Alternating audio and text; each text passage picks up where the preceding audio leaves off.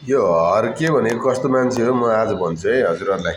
यो हर्के भनेको कस्तो मान्छे भने नि निदाको एक्टिङ गर्ने मान्छे क्या। निदाको एक्टिङ गर्ने मान्छे। निदाको एक्टिङ गर्ने मान्छेलाई हजुरले पानी हाल्नुहोस्, घच घचाउनुहोस्, जेसुकै गर्नुहोस् उठ्दैन क्या है, उठ्दैन, सुतिरहन्छ। अनि अर्को कुरो होइन, नबुझ्नेलाई हो बुझाउने है, नबुझ्नेलाई हो बुझाउने, नजान्नेलाई हो सिकाउने होइन।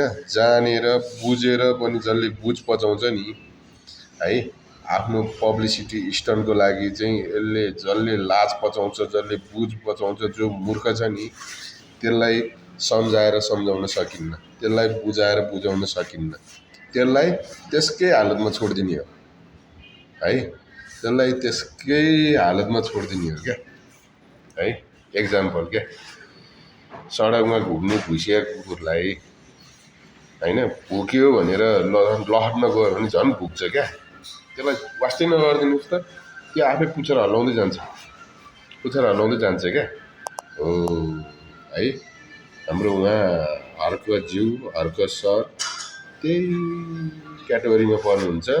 उहाँ धेरै राम्रो मान्छे हो, धेरै नै राम्रो मान्छे हो, तर उहाँले बुझ पचाउनुहुन्छ क्या है। आफ्नो राम्रो काम, राम्रो चिज, आफ्नो राम्रो विवेक हुन्छ नि, राम्रो दिमाग युजै गर्नुहुन्न क्या, कुरापाती मात्र क्या, कुरापाती।